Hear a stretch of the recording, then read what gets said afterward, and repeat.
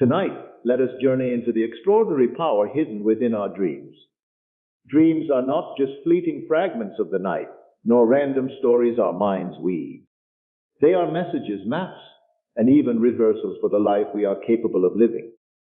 What if I told you that the key to shaping your reality lies in what you dare to imagine, especially in those sacred moments before you drift into sleep? Your dreams are the bridge between your inner world and your waking world. They are where seeds of imagination take root, waiting to blossom into experiences. Imagination is at the root of reality. Everything you experience originates first in the unseen world of imagination. Imagination is not a pastime, not a fleeting daydream to entertain idle hours, but the very foundation upon which life unfolds. Every building, every invention, every piece of art, every advancement in human history was first imagined before it took form. The device in your hand, the clothes you wear, even the words you are reading, none of these existed until someone dared to imagine them. What begins as a thought in the unseen inevitably pushes itself into visibility. Reality is nothing more than crystallized imagination, hardened into the structures and experiences you now call life. When you trace the origin of any achievement, you do not arrive at action first. You arrive at a vision, a mental picture. Arrive at a vision's the story before the words appear on the page. An architect sketches blueprints from an inner design long before a foundation is laid. A scientist imagines a possibility that does not yet exist before a single experiment is conducted. In every case, imagination precedes manifestation. The invisible gives birth to the visible. This principle also applies to personal life, not just grand achievements. Your relationships, your career, your health, and your experiences are molded by the quality of your imagination. If you constantly rehearse fears, failures, and disappointments in your mind, you create conditions for them to manifest. If instead you dwell on images of success, love, and fulfillment, you prepare the ground for those experiences. The mind does not distinguish between a vividly imagined state and a physically lived one. It responds to the impression, and the impression sets the course for reality. The unseen world of imagination is like the soil, and your thoughts are the seeds.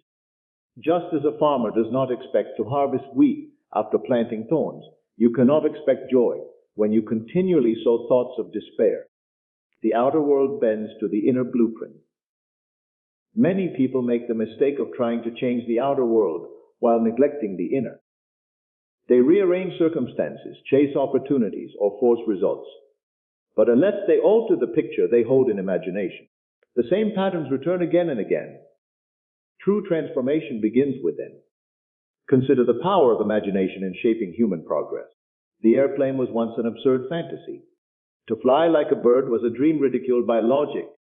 Yet the Wright brothers imagined it so vividly that they persisted until it was reality. Electricity, space travel, even the internet, each was once confined to the realm of imagination. Skeptics laughed, realists doubted, yet dreamers envisioned, and in time, their visions triumphed over disbelief. This shows that imagination is not wishful thinking, but the womb of reality itself. On an individual level, imagination carries the same potency. You may think of your desires as distant, perhaps even impossible, but in imagination, you already possess them. If you can feel in the mind, you plant a seed that must unfold in time. This is why it is said that everything originates in the unseen world, because the unseen is the workshop of creation, and imagination is the craftsman. Notice how children embody this principle effortlessly. They play with cardboard boxes as if they are castles, wield sticks as if they are swords, and transform backyards into entire kingdoms.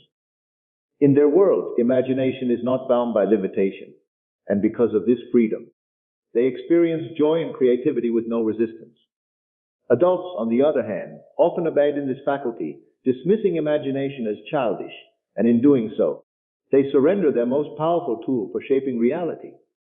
The blueprint of imagination is not limited to grand visions of wealth or success. It seeps into daily life. Before you meet someone, you often imagine how the interaction will go. Before you begin a task, you imagine either its difficulty or its ease. Before you face a challenge, you imagine the outcome. These micro-imaginations may seem insignificant, but they accumulate and wreck the course of events. The mind rehearses reality before the body enacts it. Athletes visualize their performance. Actors rehearse scenes internally. And speakers run through words in their imagination, all knowing that what is impressed upon the inner world determines the quality of the outer performance. Imagination is also the bridge between consciousness and the subconscious. The conscious mind chooses what to imagine, but it is the subconscious that accepts the image and sets out to materialize it. This is why idle negative imaginings are dangerous. They too impress themselves upon the subconscious. The subconscious does not question whether an imagined picture is good or bad, beneficial or harmful. It simply accepts the feeling that accompanies the image and works tirelessly to bring it into form. Feeling is the key. A lifeless daydream carries little power, but an enlivened state infused with genuine emotion engraves itself deeply into the subconscious. When you feel the reality of your vision, when you inhabit it with such intensity that it seems real even before it happens, you create a blueprint so powerful that outer conditions rearrange themselves to match it. Imagination is not mere fancy when coupled with feeling. It is the architect of destiny. To live consciously means to take responsibility for the images you entertain. Every thought, every inner picture, every mental rehearsal is a brushstroke on the canvas of your life. When you understand that imagination is not separate from reality, but its very source, you begin to treat it with reverence. You no longer allow idle doubts and fears to dominate your mind, because you know they will seek expression. Instead, you deliberately dwell on the life you wish to live, crafting it in imagination until it becomes natural to you. The greatest shift comes when you realize that imagination is not a private playground, but a creative command center. What you envision does not stay confined to your mind. It moves into the world and shapes circumstances, events, and encounters. Life is not happening to you randomly. It is responding to the blueprint you have impressed upon it through imagination. Dreams as portals to creation. Your subconscious mind accepts impressions given in dreams and translates them into waking reality. Dreams are often dismissed as strange, meaningless stories the mind invents at night, yet they hold within them a profound creative power. In dreams, the conscious barriers that normally filter and control thoughts are lowered, and the subconscious becomes wide open to impressions. This is why dreams can feel so vivid, so real, and why they can leave lasting effects on our emotions even after we wake. The subconscious mind does not operate with logic, criticism, or doubt. It accepts what is given and works tirelessly to express it in the waking world. Thus, dreams are not simply illusions in the night, but portals through which creation is conceived and nurtured. When you dream, you enter a state where imagination flows unrestrained. You are no longer confined by the rules of time, gravity, or circumstance. You may fly, visit distant lands, meet people long gone, or experience events that seem impossible by waking standards. Yet these experiences feel real because the subconscious registers them as impressions. Just as a seed planted in fertile soil will eventually grow, impressions planted in dreams can shape your reality. The subconscious takes them in, molds them, and begins to influence behavior, emotions, and even external events in alignment with those impressions. The significance of this lies in understanding that dreams are not random. They are both reflections of your inner state and opportunities to impress new ideas upon the subconscious. Sometimes a dream reveals fears, unresolved conflicts, or desires that the conscious mind suppresses. At other times, dreams provide glimpses of possibilities, outcomes, and creative solutions that the conscious mind has not yet discovered. In both cases, they serve as doorways into deeper levels of creation, where the raw material of reality is formed before it appears in the external world. Cultures throughout history have recognized the creative and prophetic power of dreams. Ancient civilizations viewed dreams as messages from the divine, containing guidance or warnings. Visionary artists and inventors often credit their artistic tools to insights received in dreams. For example, many scientific discoveries and artistic masterpieces were first glimpsed in dream states before being brought to life in waking consciousness. This illustrates that dreams are not merely personal stories, but can also serve as channels of inspiration, carrying ideas from the infinite imagination into practical reality. In your own life, dreams are constantly shaping your experiences, whether you realize it or not. When you dwell on certain thoughts or emotions during the day, they often carry over into your dreams at night. If you go to bed filled with worry, your dreams reflect anxiety. If you go to bed with gratitude and joy, your dreams often carry that same frequency. The subconscious accepts these nightly impressions and continues to work with them beyond the dream state. This means that the way you prepare yourself before sleep is crucial. For the last thoughts you carry in slumber become the seeds planted in the garden of the subconscious. One of the most powerful practices is deliberately using the moments before sleep to impress the subconscious with images of the life you wish to create. As the conscious mind begins to fade and the dream state approaches, you are in the most fertile territory for creation. If you imagine yourself already living your desired reality, feeling the emotions of fulfillment, and sinking into that state as you drift off, the subconscious accepts it as fact. During dreams, it continues to reinforce this impression, weaving it deeper into your inner world, until in time it begins to manifest outwardly. This is why some of the most transformative changes happen subtly, often after consistent practice, impressing new visions upon the subconscious through dreams. You may begin to notice new opportunities, altered behaviors, or unexpected encounters that align with the images you nurtured at night.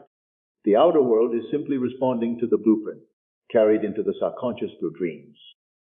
Dreams also have a way of bypassing resistance. In waking life, when you consciously attempt to believe in something new, doubts and logic often interfere.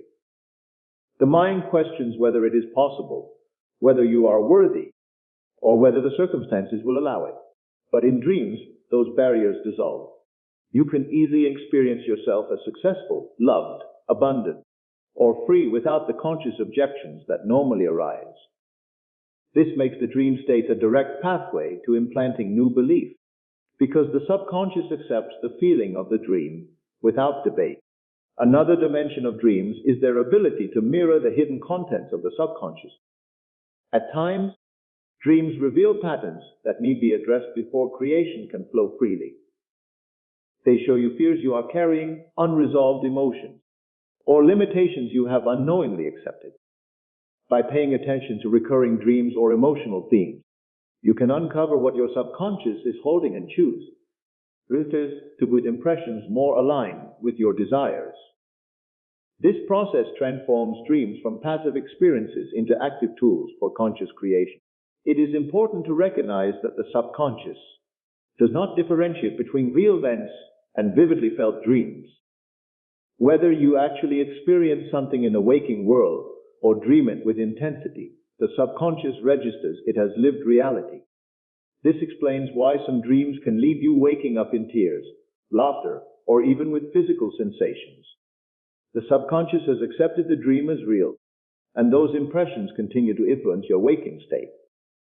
When this truth is understood, you realize the power available to you in shaping your inner dream life deliberately.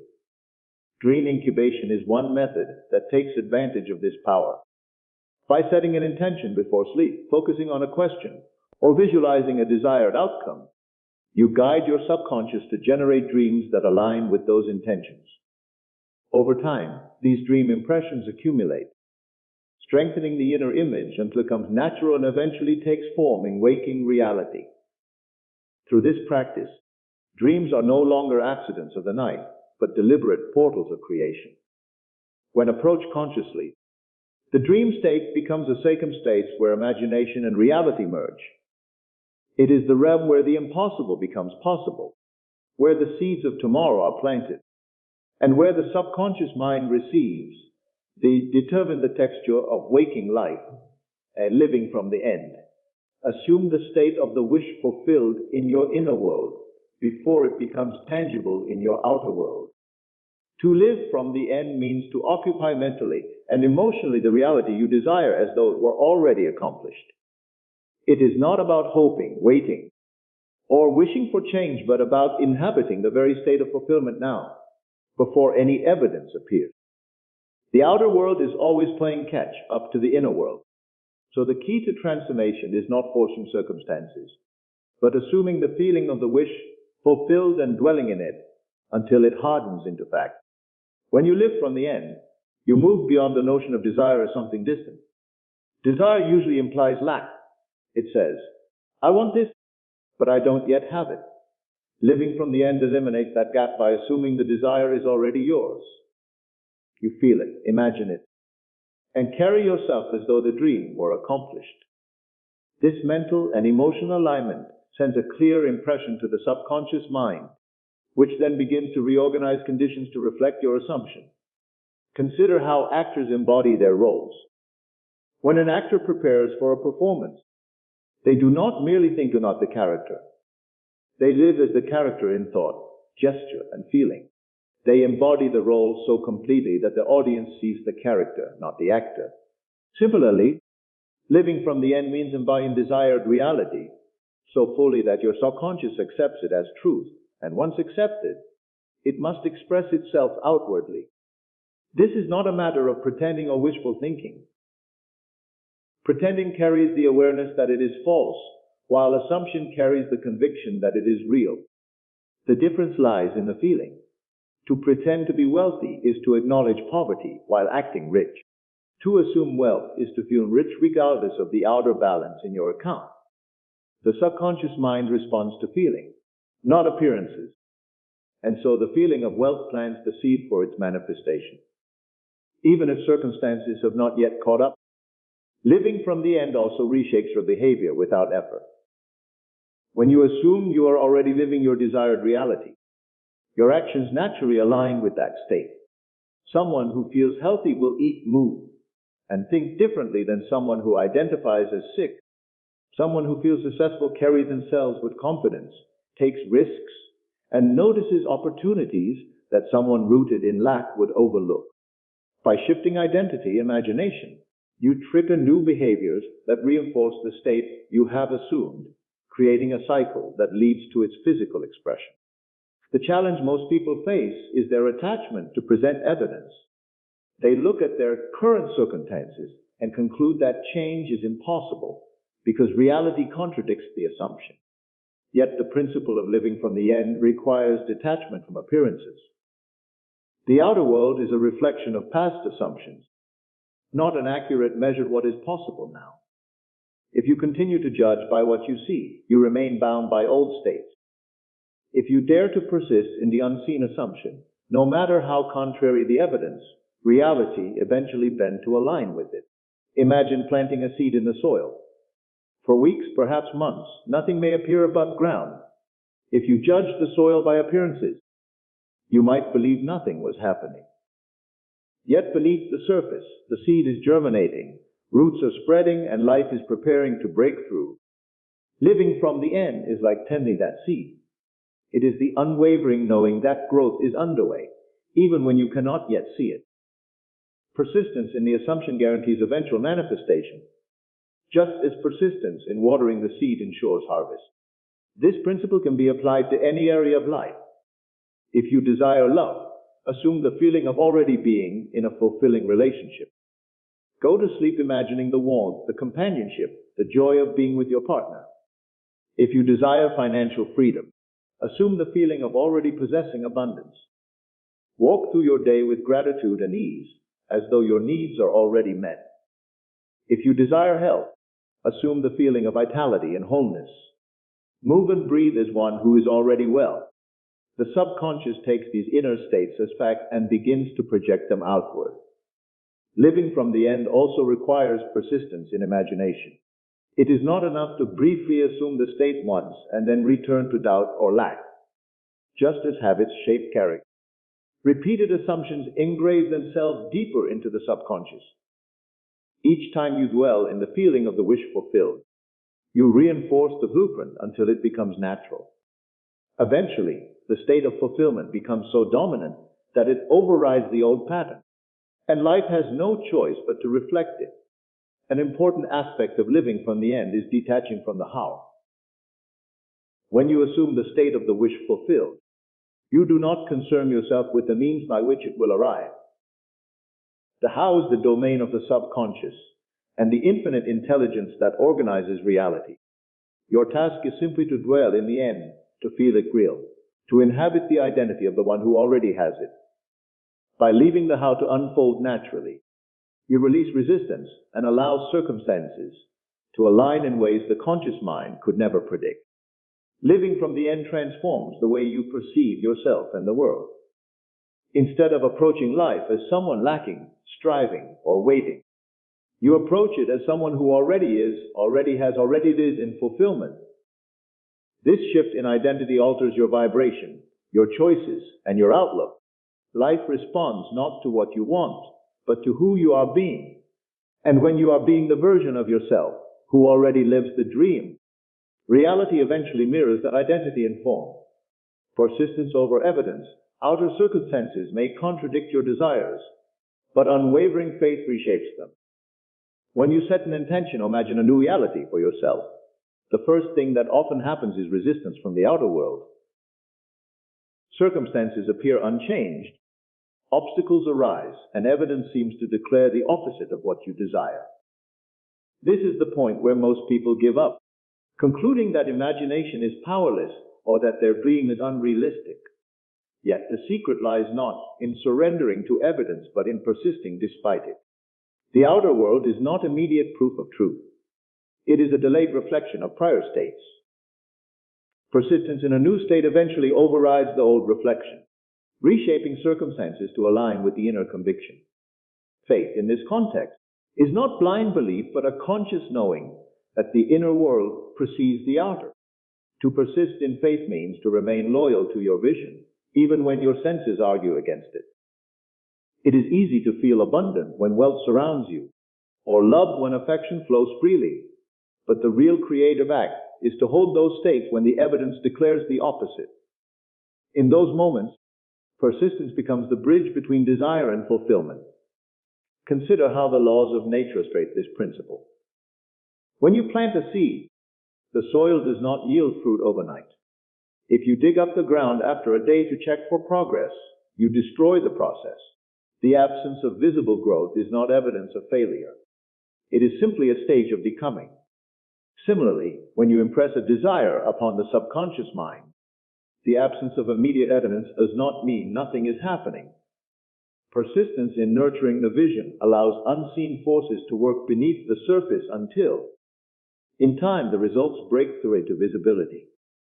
The greatest challenge lies in mastering the mind's tendency to measure truth by appearances. Human senses are conditioned to trust only what can be seen, heard, or touched, yet reality is shaped by forces beyond the senses. To persist in faith requires training yourself to look beyond what is and to live in the conviction of what shall be. This is why imagination is so crucial. It gives you a place to dwell inwardly when the outer world has not yet caught up. Each time you return to the imagined state of fulfillment, you reinforce the blueprint that reality must eventually mirror. Many breakthroughs in history are testimonies to persistence over evidence.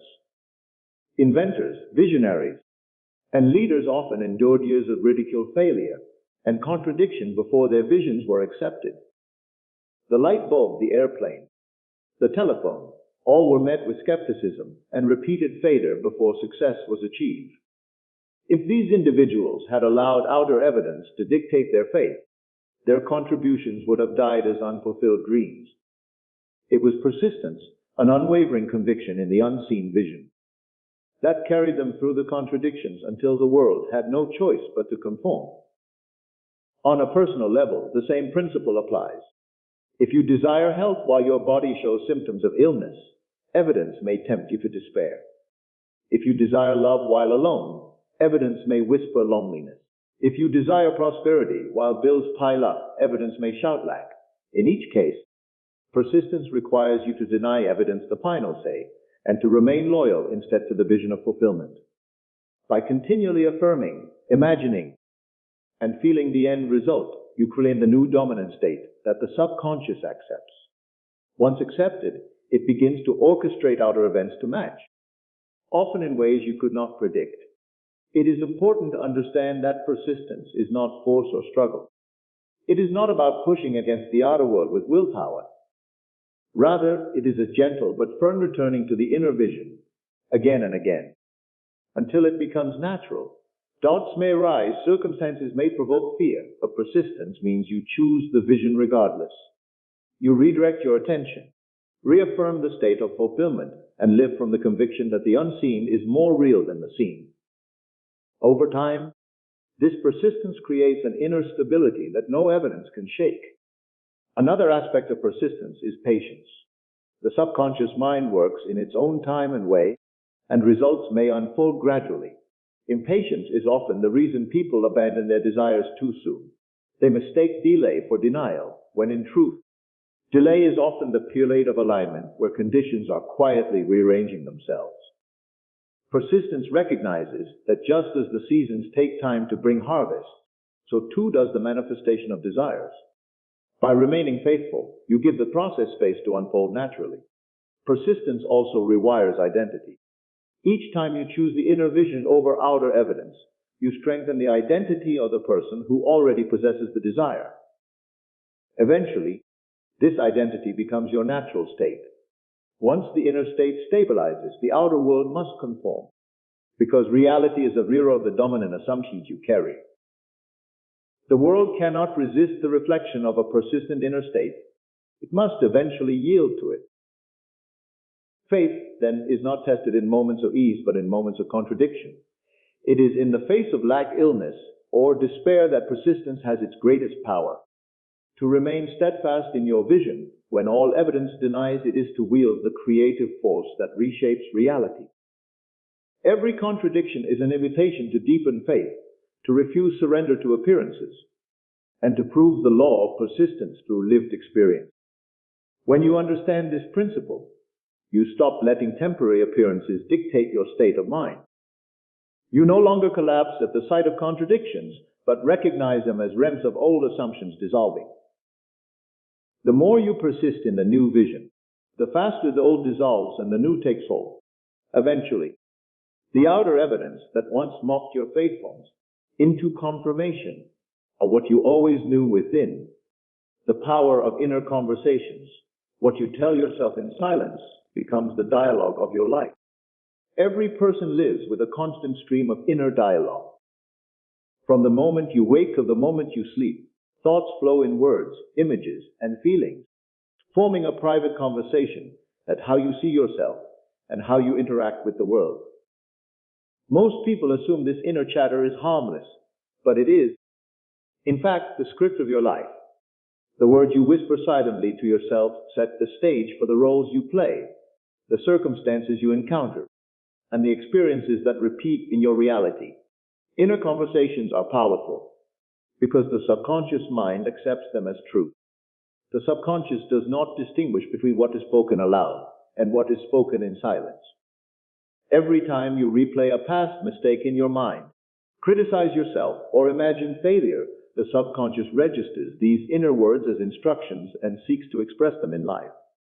Likewise, when you affirm your strength, envision success, or carry conversations of love and harmony within, those impressions take root and eventually blossom outwardly.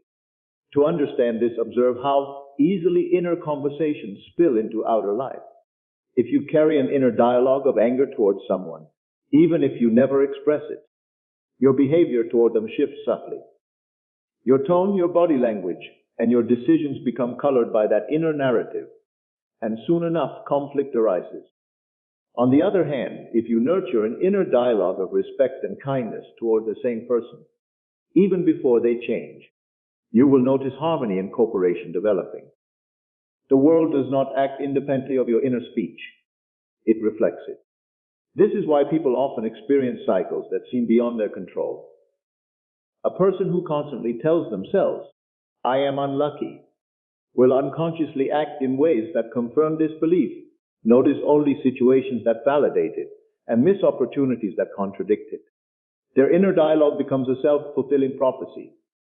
Another person who continually affirms, I am capable, I am guided, I am successful, programs their subconscious to align circumstances with that conviction. Life does not discriminate. It echoes the inner script you consistently rehearse. The significance of inner conversations also explains why silence is never truly silent. Even in quiet moments, you are speaking within. If you are not deliberately shaking these inner words, old habits, fears, and external influences will do it for you. This means you are either a master of your inner dialogue or a captive of it.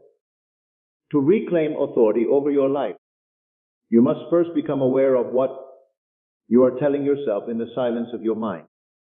Awareness is the key that reveals whether your conversations are leading you toward growth or holding you in limitation. One of the most effective ways to transform your reality is to deliberately revise inner conversations. Whenever you catch yourself rehearsing doubt or defeat, pause and replace the script with one that matches your desired outcome. Instead of telling yourself, this will never work, shift to, I am guided to solutions and things are working in my favor. Instead of dwelling on rejection, imagine a conversation where you are affirmed, respected, and appreciated. Though these may seem like small adjustments, repetition engraves them into the subconscious, where they begin to generate corresponding experiences. It is important to note that inner conversations do not have to be spoken words in the mind. They often appear as imagined dialogues with others. How many times have you replayed an argument in your head, imagining what you should have said or how the other person might respond? Each time you do this, you are reinforcing a state of conflict that may later materialize. By the same principle, you can deliberately imagine conversations of reconciliation, love, or success. When you mentally hear others congratulating you, thanking you, or expressing admiration, the subconscious accepts this as reality and sets events in motion to mirror. Athletes, performers, and leaders often use this principle without naming it. They rehearse success in the privacy of their minds, imagining cheers, applause, or victory speeches long before the actual event. This mental preparation not only builds confidence, but also conditions the subconscious to expect success. When the moment arrives, their actions naturally align with the rehearsed outcome because they have already lived it inwardly. The power lies not in mere visualization, but in the inner dialogue that accompanies it, the words of triumph they have heard in silence until they became natural. Inner conversations also reveal your true beliefs more accurately than affirmations spoken without feeling. You may stand before a mirror and declare, I am confident. Yet if your inner dialogue throughout the day is filled with self-criticism and insecurity, the subconscious listens to the latter. What matters is not what you say occasionally, but what you dwell on consistently in the silence of your thoughts. Reality listens to the conversation you carry most often, not the one you recite once or twice. Another aspect of this principle is how inner conversations influence relationships. If you continually rehearse complaints or negative assumptions about someone, even if you never voice them, you are planting seeds of discord. But if you cultivate loving inner conversations, imagining others responding with kindness, appreciation, and understanding, your external interactions will begin to reflect that inner harmony. People unconsciously pick up on vibrations of your inner state, and the world plays back to you the script you are carrying. Mastering inner conversations requires persistence, because old patterns often resurface. You may find yourself replaying familiar complaints or criticisms automatically. But each time you notice and redirect, you weaken the old script and strengthen the new one. Over time, your inner dialogue becomes naturally aligned with your highest vision, and the outer world rearranges to confirm it. This is not effortful struggle, but deliberate choice. Repeat it until it becomes effortless. The truth is that you are always in conversation with yourself, and those silent words never remain silent. They shape your moods, influence your decisions, color your perception of others, and ultimately write the story of your life. To change the story, you must change the dialogue. By choosing your inner conversations with care, you choose the quality of your experiences, the nature of your relationships, and the trajectory of your destiny. Feeling as the secret ingredient. Mere thought enough. It is the emotional conviction that births manifestations. Thoughts are the sparks that initiate imagination, but without the heat of emotion, they fade away without impact. The true power that moves ideas from the unseen into the seen lies not in thinking alone, but in feeling. Feeling is the secret ingredient that gives life to thoughts, impressing them deeply upon the subconscious mind, which then expresses them outwardly. A thought without feeling is like a seed left on the surface of the soil. It holds potential but never takes root. It is the emotional conviction behind the thought that allows it to sink into the fertile ground of the subconscious and grow into reality. This explains why people often struggle when they attempt to manifest by repeating affirmations mechanically. They may say the words, "I am wealthy," or "I am loved," but if those words are not infused with genuine emotion, the subconscious does not accept them as truth. The subconscious responds to feeling, not to empty words. The difference between reciting a phrase and embodying emotionally is the difference between imagining success as a distant dream and living it inwardly as though it were already yours. Feeling is not limited to surface emotions, but extends to the deeper sense of conviction that saturates the whole being. It is the quiet certainty, the unshakable inner knowing that something is real, regardless of outer appearances. When you assume a feeling of fulfillment so vividly that becomes natural to you, the subconscious registers it as present reality. Once accepted, this feeling sets in motion everything required to manifest it outwardly. The outer world cannot resist the imprint of a deeply felt state. Consider how the body responds to feelings even without external events. If you imagine a frightening scenario and allow yourself to feel it vividly, your heart rate increases, your palms sweat, and your muscles tense, even though nothing is happening outside of you. Similarly, if you recall a joyful memory and dwell on it with intensity, your body relaxes, your face smiles, and you radiate happiness. In both cases, the body reacts not to external reality, but to inner feeling. This demonstrates the law at work. The subconscious cannot distinguish between reality and vividly felt imagination. It accepts feeling as fact and directs the body and circumstances accordingly. This principle also explains why worry and fear so often manifest unwanted outcomes. People do not merely think about their problems, they feel them deeply. They replay worst-case scenarios with such conviction that the subconscious accepts them and organizes reality to match. In this sense, everyone is already manifesting constantly, whether they realize it or not. The only question is whether they are manifesting deliberately through feelings of fulfillment or unconsciously through feelings of fear. To harness this power consciously, one must learn to cultivate the feeling of the wish fulfilled. It is not about forcing emotion, but about relaxing into the state as if it were already real. Visualization is most effective when it is paired with genuine emotion. For example, imagining yourself receiving good news is powerful when you allow yourself to feel the joy, the relief, or the excitement of that moment. It is the emotional quality that impresses the subconscious, not the mental image alone. Practical methods can help in generating these feelings. Gratitude is one of the most effective. By dwelling on things you are genuinely thankful for, you create a state of abundance that aligns with receiving more. Gratitude shifts focus from lack to fulfillment, and the feeling of thankfulness carries strong emotional energy that imprints deeply on the subconscious. Another method is to use sensory imagination, envisioning not just an image, but also the sounds, textures, and sensations associated with your desired reality. By engaging multiple senses, you heighten the emotional reality of the experience, making it feel more tangible. Feeling also requires persistence. A fleeting moment of emotion may spark an impression, but lasting transformation comes from repeatedly dwelling in the desired feeling until it becomes natural. Over time, the state of fulfillment replaces old states of lack or fear, becoming your dominant vibration. Once this occurs, manifestation follows effortlessly, because reality reflects the state that feels most natural to you. It is important to distinguish between forcing feelings and allowing them. Forcing often creates resistance because the conscious mind insists on effort. Allowing means surrendering to the imagined state with ease, letting the feeling wash you, as though it were undeniable truth. Children do this naturally when they play. A child pretending to be not simply thinking, they feel it. Their body language changes, their voice changes, and their whole being radiates the conviction of the role. For that moment, they are living the identity fully. Adults can relearn this art by setting aside doubt and giving themselves permission to feel the dream as real.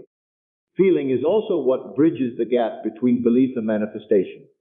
Many people struggle because they think positive thoughts, but still carry feelings of doubt. The subconscious always yields to the stronger impression, and in most cases, feeling outweighs thought. This is why cultivating genuine emotion is more effective than repeating endless affirmations.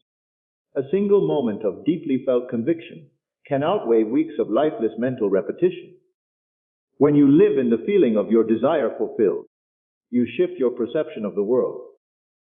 You begin to notice opportunities that match your state, to attract people and circumstances aligned with your assumption, and to respond to life with confidence instead of fear. The world mirrors your inner feeling, confirming it again and again. In this way, feeling becomes not only the secret ingredient, but also the master key to transformation. So tonight, do not fall asleep as though life is random. Enter your dreams deliberately. Walk in them with certainty. And when you awaken, watch as the mirror begins to mirror the vision you carried inside. Thank you.